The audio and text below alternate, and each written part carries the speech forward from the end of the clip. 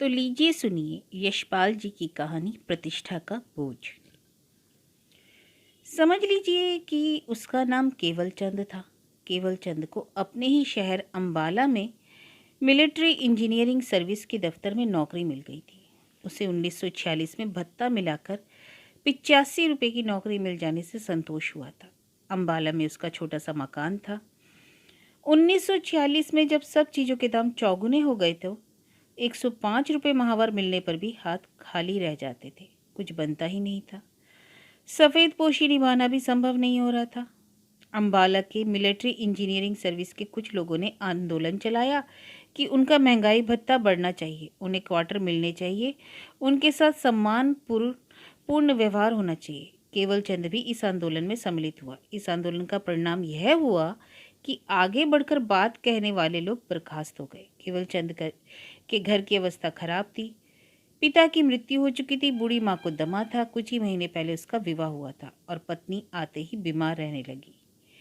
रहने का मकान अपना जरूर था, परंतु महाजन के यहाँ रेहन था। उसने आंदोलन में भाग लेने के लिए माफ़ी मांग ली। वह नौकरी से बर्खास्त तो नहीं हुआ, परंतु उसकी बदली लखनऊ में हो गई थी। केवल चंद लखनऊ में रहने लायक जगह ढूंढते ढूंढते शहर भर की सड़कों, बाजारों, गलियों, मोहल्लों और आहतों से परिचित हो गया। शहर की भिन्न भिन्न स्तर की बस्तियों का जीवन उसने देखा। सिविल लाइन की कोठियों, बंगलों के भाग में जगह ढूंढना व्यर्थ था। वह बड़े लोगों की जगह थी। वह शहर की घिचपिच बेरौनक जगहों में, जहां लोग मकान बनाकर आकाश में टंगे पिंजरों में रहते थे, वहां की जगह ढूंढ रहा था। केवल ऐसी जगह में भी रहने के लिए तैयार न था जहां शहर भर का मल धोने वाले धोबी, मेहतर या बीकानेरी मोची सड़क के किनारे धुआं भरी कोठरी में जीवन के सब कर्म पूरे करते रहते हैं। जहां मकान की दहलीज के बाहर नाली में मलमूत्र से मुक्ति पाकर दहलीज के भीतर चूल्हे पर पेट के लिए अन्न रंधता रहता है और वही चूल्हे से उपलों से उठते धुएं में कच्चे चमड़े और रेह की दुर्गंध में मनुष्य के जीवन की सृष्टि अवसान की सब क्रियाएं पूरी होती रहती है। ऐसे लोग शहर का गंदा आंचल छोड़कर इसलिए नहीं जा सकते कि शहर के मालिक संपन्न लोगों को अपनी सेवा कराने के लिए इनकी आवश्यकता रहती है। केवल को इन लोगों के ऐसा अमानुषिक जीवन स्वीकार करने पर क्रोध आया। ये लोग ऐसा जीवन क्यों स्वीकार करते हैं? क्यों जालिमों की सेवा करते हैं? उत्तर था, तुम भी तो इसीलिए नौकरी करते हो। ये लोग करे क्या, खाए क्या, इनके लिए भी तो यही विधान है। केवल चंद के लिए भी विधान था कि उसे दफ्तर में बैठकर ड्राफ्ट मैनी करनी होगी और लखनऊ शहर में ही रहना होगा। मकान न मिलने की समस्या ने उसके मन में मकानों का मनमाना किराया वसूल करने वालों के प्रति, जब दूसरों को सिर छिपाने की जगह भी नहीं मिल रही हो, तब हर काम के लिए एक एक पूरा कमरा रखने वालों के प्रति और अपने मकानों के सामने बड़े बड़े बाग लगाकर जगह घेर लेने वालों के प्रति कटुता भर दी। जहाँ भी रहने लायक जगह मिलती, किराया मांगा जाता 50-60 रुपये। यह थी किराए की लाठी, जिसके बल पर उसे खाली जगह में भी घुसने नहीं दिया जा रहा था। पंडित शिवराम के पुत्र की बदली मुगल सराय में हो गई। वहां क्वार्टर मिल जाने के कारण पंडित जी का पुत्र पत्नी को भी ले गया था। पुत्र और पुत्रवधू के सोने की जगह ऊपर टीन में छाई बरसाती खाली हो गई थी। पंडित जी ने 2 मास का किराया पेशगी लेकर वह बरसाती केवल चंद को 3 रुपये मासिक पर दे दी। केवल चंद उस बरसाती में अपना बिस्तर और बक्सा रखकर एक खाट खरीद कर लौटा ही था कि गली में ऐरे गहरे गुंडों को बसा लेने के विरोध का कोलाहल सुनाई दिया। पंडित जी की बरसाती से प्राय 8-10 हाथ जगह छोड़कर तिमंजिले मकान की दीवार पक्की ईंटों की खड़ी थी। शायद पंडित जी के विरोध के कारण ही इस दीवार में खिड़कियां नहीं बनाई जा सकी। इस ऊंचे मकान की दीवार में खिड़कियां बनने के साथ के मकानों का पर्दा बिगड़ता था। ऐसे ही कारणों से पड़ोस वैर का कारण बन जाता है। इस तिमंजिले मकान की तीसरी मंजिल के छज्जे से एक स्थूल शरीर प्रौढ़ महिला मुंह और आंखें फैलाकर और हाथ बढ़ा बढ़ाकर ऊंचे सुर में पुकार रही थी, आग लगे ऐसी कमाई में, आग लगे ऐसे लालच में, इन लोगों की ईंट से ईंट बच जाए। मोहल्ले में सांड लाकर बसा रहे हैं। मोहल्ले की बहू बेटियों के पर्दे और इज्जत का कोई ख्याल नहीं। तंग गली के दूसरी ओर के मकान की खिड़की से भी एक सांवली दुबली सी प्रौढ़ा बोल उठी, ना जाने बुझे गली में लौटे भरे जा रहे हैं। अपनी बहू को तो कमाई के लिए प्रदेश भेज दिया और दूसरों की आफत कर रहे हैं। सीधा खाने वाले की जात को इज्जत का क्या ख्याल। पैसे पर जान देते हैं, आग लगे ऐसे लोभ में। इस विरोध के बाद महिला ने गली में बरसाती के सामने खुलने वाली अपनी खिड़कियां भीषण आहट से बंद कर दी। बाईं ओर के मकान से भी विरोध हो रहा था। भगवान के इजलास में होती तो इस फरियाद पर एक तरफा डुगरी हो जाने की आशंका थी। पंडितानी भी अपने दरवाजे पर आ खड़ी हुई। वस्त्रहीन सीने पर एक हाथ से धोती का आंचल खींचे, दूसरी बाहों फैलाकर पंडितानी दुहाई देने लगी। अपने मकानों में तो 4-4 किराएदार भर रखे हैं। दूसरे को 2 पैसा आता देखकर कलेजे में आग लगती है। उनसे भगवान समझे, इन्हीं कर्मों से तो जवानी में रांड हुई। दूसरों का पैसा खाकर जो भाग गया वह कभी जिंदा न लौटे। पंडितानी ने तिमंजले मकान की मालकिन खतरानी के अपकर्मों का भी प्रचार करना आरंभ कर दिया। सामने गली पार के छज्जे में एक बहू कुछ उधेड़-बुन कर रही थी। उसने उठकर पर्दे के लिए जंगले पर एक चादर डाल दी। बाईं ओर के मकान से एक बाबू हाथ में छतरी लिए दफ्तर जाने की पोशाक में निकले। पान का बीड़ा भरे मुंह से उन्होंने कलह करती स्त्रियों को आश्वासन दिया, पंडित जी को लौटने दो, सब पूछताछ हो जाएगी। गृहस्थों के मोहल्ले में ऐरे गैरे लोगों का बसना कैसे हो सकता है। अकेले रहने वालों के लिए बाजार में बैठकें हैं, होटल है।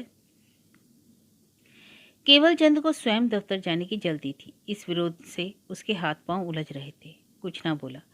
कोठरी में ताला लगाकर सिर झुकाए गली से जा रहा था। खतरानी ने उसे लक्ष्य कर विरोध का स्वर ऊंचा कर दिया।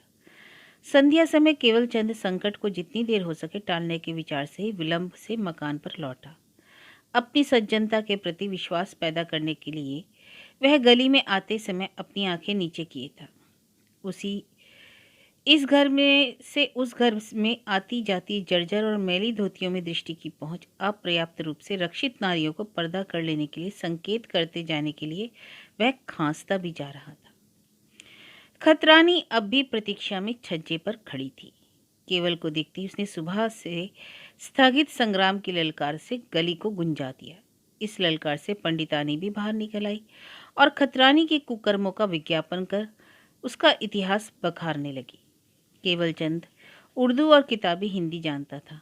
लखनऊ की स्थानीय बोली समझने में उसे उलझन हो रही थी, परंतु इस पहली ही संध्या उसे अपने पड़ोसियों का पर्याप्त परिचय मिलता जा रहा था।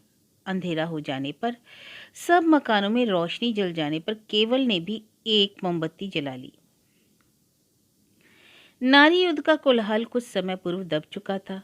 नीचे गली से पुकार सुनाई दी, ए नए बाबू साहब, जरा नीचे तशरीफ लाने की तकलीफ गवारा कीजिए। गली में पुरुषों का एक प्रतिनिधि मंडल उपस्थित था। कोई प्रश्न किए बिना उन लोगों ने गृहस्थों के मोहल्ले में अकेले पुरुष के आकर रहने के औचित्य पर अपना मत प्रकट किया। केवल चंद पंडित को अपना परिवार ले आने की बात कह चुका था। वही आश्वासन उसने इन लोगों के सामने भी दोहराया कि 3-4 दिन की छुट्टी मिलते ही वह परिवार को ले आएगा। इस पर उसके जात पात, वंश और घर की पूछताछ हुई और प्रतिनिधि मंडल उसे सबकी इज्जत का ख्याल करके शीघ्र ही स्त्री पुत्र को ले आने की नसीहत देकर चला गया। केवल ने खाट पर लेटकर विश्राम की सांस ली। परिवार को ले आने का आश्वासन तो उसने दे दिया, परंतु 2 खाटों के क्षेत्रफल के बराबर जगह में पूरे परिवार को कैसे बैठाएगा और छोड़ आए तो किसे? चूल्हा कहाँ बनाएगा? जीने पर से पानी ढोते उसकी जान तबाह हो जाएगी।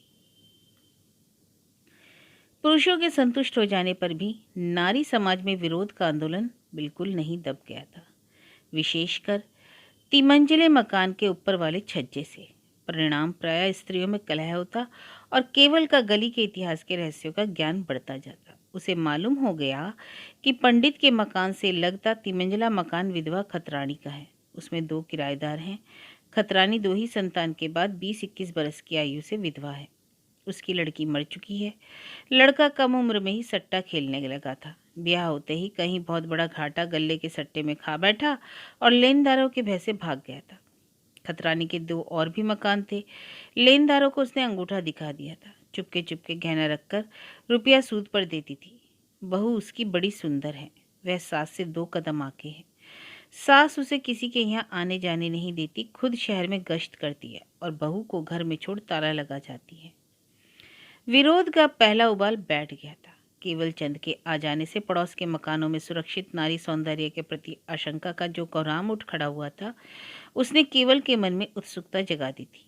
अब गली के लोग केवल को सहने लग गए थे। पड़ोसी उसे अपने कार्ड पर राशन और चीनी ला देने के लिए कहने लगे, दूसरी सहायता भी लेने लगे। अब वह कुछ ताक झांक भी करने लगा। सामने के मकान की खिड़कियां अब उतनी सख्ती से बंद न रहती। खतरानी के मकान में स्त्रियां छज्जे के जंगले पर भीगी धोतियां सुखाने के लिए फैलाने आती तो केवल की खिड़की की ओर भी नजर डाल जाती। बीच की मंजिल की बंगालिन आंचल अस्त व्यस्त होने पर भी बिना झिझके छज्जे पर बैठी तरकारी छीलती रहती। यूं दिखाई दे जाने वाली स्त्रियां पराया पीली, सांवली और मुरझाई हुई थी। अलबत्ता सामने के मकान में बहू की आंखें बड़ी नशीली थीं और उसका चेहरा भी खासा नमकीन था। केवल को इधर उधर देखने की विशेष रुचि ना होती थी। कहीं दृष्टि जाने पर वह वितृष्णा से मुस्कुरा देता, क्या इसी के लिए इतना शोर था? गली के लोग केवल चंद को सहने लगे थे, परंतु उधर खतरानी का विरोध बिल्कुल शांत नहीं हो गया था। वह पड़ोस की और अपने किराएदार की बहुओं को पंजाबी की आशंकामय उपस्थिति से सतर्क करती रहती। उसकी अपनी बहू यदि क्षण भर को भी छज्जे में ठिठक जाती तो खतरानी हाथ से छूट गई कांसे की थाली की तरह इतने जोर से झल्ला उठती कि केवल चंद की दृष्टि छज्जे की ओर उठे बिना न रह सकती। दृष्टि उधर एक उठती थी तो टिक भी जाती थी। बहू की दृष्टि से ओझल हो जाने पर केवल के हृदय से एक गहरी सांस उठ जाती थी, जैसे मांस में से कांटा खींच लिया जाने पर एक पीड़ा सी होती है। केवल चंद कवि हृदय न था। खतरानी की बहू लक्ष्मी को देखकर उसे मेघों के बीच से झांकते चांद, ओस से धुले चंपा के फूल, तालाब में लहलाते कमल की उपमा याद न आई। उसे जान पड़ा कि जौहरी की दुकान में डिबिया खुल जाने पर रुई में लिपटी किसी मोती पर उसकी दृष्टि पड़ गई हो। लक्ष्मी का रंग उसे ऐसा जान पड़ा जैसे केले का पेड़ फाड़कर भीतर से सफेद चिकना डंडा निकाल लिया हो। उसकी बड़ी बड़ी काली आंखें चेहरे पर खूब चमकती और माथे पर लाल बिंदी ऐसी जान पड़ती कि किसी ने हाथी दांत में लाल नग जड़ दिया है। वह छज्जे पर जाती तो उड़ती उड़ती एक नज़र केवल चंद की बरसाती की खिड़की के भीतर भी डाल देती। केवल को बैठा देखती तो भय से भाग नहीं जाती। केवल चंद के उस गली में आने पर जो विरोध हुआ था उसकी याद से कोई अनुचित साहस करते भय स्वाभाविक था। फिर खतरानी के ही घर, यह बागिन की मांद में जाकर उसके बच्चे पर हाथ डालना था। परंतु उसकी आंख खतरानी के छज्जे की ओर बरबस उठ जाती और बहू को पाकर वहीं टिकी रहती। 2 सप्ताह ही बीते थे कि लक्ष्मी से उसकी आंख लड़ गई। लक्ष्मी ने देखा और खड़ी रही। 3-4 दिन बाद फिर आंख मिलने पर लक्ष्मी ने मुस्कुरा दिया। उस समय केवल यह भेद नहीं कर पाया कि फूल झड़ गए या मोती बरस गए। वह बेबस होकर अपनी खाट से उछल पड़ा। परिणाम की चिंता न कर लक्ष्मी की ओर देखने लगा। समीप पहुंच सकने के लिए वह कुछ भी कर गुजरने के लिए तैयार हो गया। लक्ष्मी पराया बुनाई कढ़ाई का काम लेकर छज्जे में केवल की बरसाती की ओर आ बैठती। गज भर ऊंचे लोहे के ढके हुए छज्जे की आड़ में होने के कारण सामने और इधर उधर के मकानों की खिड़कियों से वह दिखाई न पड़ती थी। छज्जे के छेदों पर आंख लगाए वह केवल की ओर देखती रहती। छेदों के समीप होने के कारण वह तो केवल की प्रत्येक गतिविधि को स्पष्ट देख पाती, परंतु केवल इतना ही जान पाता कि लक्ष्मी जंगले के साथ उसके सामने बैठी है। लक्ष्मी कभी ऊपर की खुली छत पर जाकर दीवार पर से कुछ फेंकने के बहाने झांककर मुस्कान की एक झलक केवल को दिखा जाती और केवल तड़प कर रह जाता। केवल का मन चाहता कि अपनी बरसाती में ही बैठा रहे, दफ्तर ना जाए। लक्ष्मी को सामने मुस्कुराते देखकर उसका मन ऐसे छटपटा उठता कि सिर्फ उठने की चिंता न कर सामने के छज्जे पर चढ़ जाए। उसकी आंखों ने दीवार की ईंटें गिनकर हिसाब लगा लिया था। उसकी छत पर से ऊपर उठने वाली खतरानी के मकान की दूसरी मंजिल 12 फुट ऊंची है और तीसरी मंजिल 10 फुट, और छज्जे की ऊंचाई 2 फुट होगी। 6 फुट तो वह खाट रखकर चढ़ जाएगा, शेष आगे 6 फुट क्या है। दफ्तर में ड्राफ्टमैनी करते समय खतरानी की छज्जों की बनावट ही आंखों के सामने नाचती दिखाई देती रहती। नवंबर का महीना जा रहा था। ऊपर टीन की छत होने के कारण केवल की बरसाती रात में खूब ठिठुर जाती। पड़ोस की गलियों में ब्याह हो रहे थे। ठंड से नींद न आने पर वह स्त्रियों के गाने सुनता रहता और कुछ समझकर मुस्कुराता जाता। वह लखनऊ आया था तो गर्मी का मौसम था। बोझ से बचने के लिए वह लिहाफ साथ न लाया था। दिन में तो उसे जाड़ा मालूम न होता, परंतु रात में जाड़े से नींद टूट जाती। उस समय सोचता छज्जे पर से चढ़कर लक्ष्मी के पास पहुंच जाए। इतवार की छुट्टी के दिन दोपहर में टीनों से छनती गर्मी में लेटा वह लगातार लक्ष्मी के छज्जे की ओर देखता रहा। लक्ष्मी भी लाल ऊन और सिलाइयाँ लिए छज्जे में आ बैठी। थोड़ी थोड़ी देर में उसकी ओर आंखें देखकर मुस्कुरा देती। केवल सोच रहा था कि मोटी जो खतरानी थी को गली में लोग इसी नाम से पुकारते थे। इस समय चादर ओढ़कर शहर घूमने गई होगी या किसी के यहाँ शादी ब्याह में गई होगी। तभी लक्ष्मी निधड़क इतनी देर से बैठी है। जीने में साकर लगाकर गई होगी। वह छज्जे से जा सकता था। दोपहर थी। पड़ोस के सब लोग देख लेते। लक्ष्मी से पहले बात हो जाए तब तो बात कैसे हो। केवल ने लक्ष्मी को दूर से ही कुछ बार देखा भरता। बात कर सकने का प्रश्न ही नहीं था, परंतु लक्ष्मी के प्यार में उसका शरीर और मस्तिष्क लथा जा रहा था। वह उस प्यार के लिए जोखिम उठाने को तैयार था। यह प्यार कैसा था? स्त्री पुरुष का प्यार जिसका कारण केवल प्रकृति होती है। मंगलवार दफ्तर से लौटते समय वह कहीं कुछ देर के लिए रुक गया था। होटल से खाना खाकर सूर्यास्त के समय गली में लौट रहा था कि उसने खतरानी को और उसके पीछे बहू को धुस्से ओढ़े हाथों में प्रसाद के दोने लिए घर से निकलते देखा। लक्ष्मी से उसकी आंखें चार हुईं। वह मुस्कुराए बिना दृष्टि नीचे कर ली उसने। दुबली पतली हाथी दांत की मूरत लक्ष्मी केवल को दूर से जैसी दिखाई देती थी, समीप आने पर उससे 10 गुना ज्यादा सुंदर लगी। जैसे लक्ष्मी के शरीर की सुगंध सांस में जाकर उसके हृदय में भर गई। उसका खून उबल उठा। केवल चुपचाप अपनी बरसाती में चढ़ गया। सोचा सास बहू अमीनाबाद में हनुमान जी के मंदिर जा रही थी। वह लौट पड़ा और तेज कदमों से अमीनाबाद की ओर चला। बाजार में कुछ ही दूर जाकर उसकी आंखों ने दोनों को ढूंढ लिया। उन्हें निगाह में रखे वह बाजार की दूसरी ओर चलने लगा। मंदिर के बाहर प्रसाद और फूलों की दुकान पर बेहद भीड़ थी। सास ने बहू को ठेल धक्के से बचाने के लिए एक और खड़ा कर दिया और फूल लेने के लिए भीड़ में धंस गई। बहू माथे पर 4 अंगुल भर आंचल खींचे मेहंदी से रंगी चंपई हथेली पर प्रसाद का दोनों टिकाए एक और खड़ी रही। उसकी बड़ी बड़ी आंखें भीड़ पर तैर रही थी। केवल सास को ताड़ने के लिए आंखें भीड़ की ओर रखे लक्ष्मी के समीप बढ़ गया। बहू ने हल्के से होठ दबा लिए। केवल धीमे से बोला, प्यार करती हो? लक्ष्मी ने आंख झपकाकर अनुमति दी। मिलोगी नहीं? बहू ने फिर आंख झपकी। कब? आज रात अम्मा गीतों में जाएंगी। आए? किराएदार है, छज्जे से आ जाए। बहू ने कह दिया। किराएदार जल्दी सो जाते। केवल सास के आने से पहले टल गया। लौट कर केवलचंद दुविधा में था। खतरानी का जीना उसने देखा न था और छज्जे से चढ़ने में गिरने का काफी भय था। लौटते समय उसने आंखों ही आंखों में खतरानी के जीने का सर्वे किया और खाट पर बैठकर छज्जे की बनावट और दीवार के साथ लगे पानी के नल पर लगी कीलों की दूरी देखता रहा। उसकी दृष्टि बराबर उसी ओर लगी थी। लक्ष्मी छज्जे पर दिखाई दी। उसने सिर पर आंचल संभालने के बहाने हाथ दिखाकर अभी ठहरने का संकेत कर दिया। केवल स्वयं भी दूसरी मंजिल में बत्ती बुझ जाने की प्रतीक्षा में था। इन कमरों के भीतर से छज्जे पर प्रकाश आ रहा था। सामने के मकानों में खिड़कियां सर्दी के कारण बंद थी। केवलचंद बाहर अंधेरी रात के पाले में बेचैनी से घूम घूम कर प्रतीक्षा कर रहा था। घंटा घर से 9 का घंटा बजने पर दूसरी मंजिल की बत्ती भी बुझ गई। केवल ने 15 मिनट और प्रतीक्षा की। इस बार लक्ष्मी कई बार छज्जे पर घूम गई थी।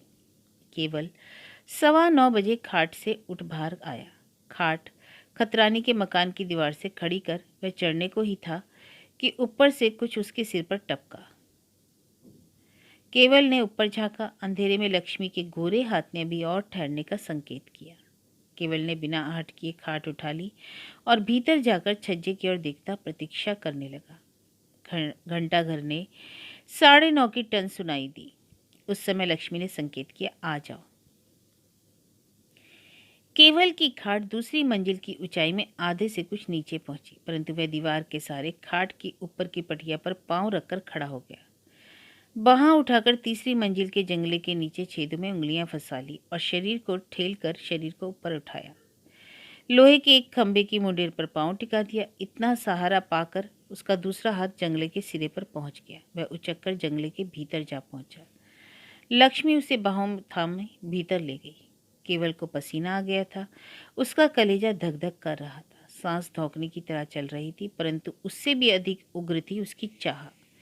उसने लक्ष्मी को बाहों में इतने जोर से समेट लिया कि उसे अपने शरीर में ही समेट लेगा। वह उसके होठों को खा जाना चाहता था।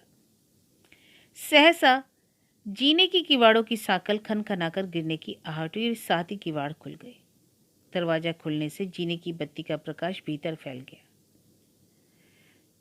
सास ने भीतर कदम रखा और आंखें हाथ मुंह फैलाए हक्की बक्की ही खड़ी रह गई। सास ने जोर से चिल्लाने के लिए सीने में सांस भरी। केवल की बाहों में सिमटी लक्ष्मी प्राय बेसुध हो गई। केवल ने उसे वैसे ही फर्श पर गिर जाने दिया। आत्मरक्षा के लिए वह सामने खड़ी पुकारने के लिए तैयार सास पर टूट पड़ा। पुकारने के लिए खुले सांस के मुंह से शब्द निकल पाने से पहले ही केवल ने सास के भरे पूरे शरीर को बाहों में लेकर समीप पड़े पलंग पर डालकर ऊपर से दबा दिया। केवल ने सास का गला नहीं दबाया, परंतु अवस्था ऐसी थी कि सास ना तो चिल्ला सकती थी। सास ने दबे स्वर में विरोध किया। ये क्या करते हो? केवल के लिए विरोध को स्वीकार करना जीने मरने का प्रश्न था। बहू सुध संभालते ही कमरे से भाग गई थी। 10 मिनट बाद जब सास ने केवल की बाहों से मुक्ति पाई तो केवल की गाल पर ठुनका देकर मुस्कुराकर शिकायत की। बड़े वैसे हो तुम? सास ने पूछा। जीने में तो ताला था, आए किधर से? केवल ने बताया। भय से सास के रोए खड़े हो गए। उसके मुख से निकला, हाय हाय दैया। सास केवल को जीने की राह नीचे पहुंचा देने को तैयार थी, परंतु केवल अपनी बरसाती के जीने में भीतर से सांकल लगाकर आया था। सास ने उसे अपनी धोती दी कि छज्जे के खंभे में बांधकर आहिस्ता से नीचे उतर जाए। अब खतरानी बहू को छज्जे पर देखकर झुंझलाती तो बहुत धीमे से और प्राय स्वयं छज्जे में आ बैठती। कभी कभी वह आते जाते केवल को गली में पुकार लेती, भैया तुम्हारे दफ्तर में चीनी राशन का कार्ट मिलता होगा। अरे चीनी की तो बड़ी किल्लत है भैया, तुम तो होटल में पा जाते होंगे, घर वालों की तो मुसीबत है। कभी पुकार ले, भैया दफ्तर से आ रहे हो, चाय तैयार है, एक गिलास पी लो, बड़ा जाड़ा पड़ रहा है। कभी केवल कोई चीज़ मांगने या पहुंचाने स्वयं भी चला जाता। वह ऐसा समय देखता कि सास ना हो। केवल गली के लिए उपयोगी था। वह अपने परिवार को अम्बाला से नहीं ला सका, परंतु अब विषय में कोई चर्चा नहीं उठती थी। 1944-45 में कलकत्ते पर जापानियों के बम पड़ने के खतरे से बड़ी बड़ी कंपनियों के दफ्तर यूपी में आ गए थे। बंगालियों ने आकर लखनऊ, इलाहाबाद, बनारस, आगरा में जो जैसा स्थान मिला ले लिया। किराए ड्योरे दुने तिने तभी हो गए थे और फिर बढ़ते ही गए। खतरानी ने भी अपना घर बार ऊपर की मंजिल में समेटकर दूसरी मंजिल मुखर्जी बाबू को 30 रुपये माहवार पर उठा दी थी। सन 45 के अंत और 46 की जनवरी में कलकत्ता निर्भय हो जाने पर बंगाली लोग लौटने लगे। मुखर्जी बाबू भी लौट गए। केवल को गली में रोककर खतरानी ने कहा, भैया उस टीन के छप्पर के नीचे कैसे गुजर होती होगी? ऊपर से गर्मी आ रही है, चाहो तो मुखर्जी बाबू की जगह आ जाओ, आराम से तो रह पाओगे। केवल प्रसन्नता से मुखर्जी की जगह चला गया। गली में फिर से कोहराम मच गया। पंडितानी ने दरवाजे में खड़े होकर गरीबों के पेट पर लात मारने वाले को भैरव बाबा को सौंपा। खतरानी ने टीन के पिंजरे में फंसाकर लोगों को लूटने वालों को गालियां दी।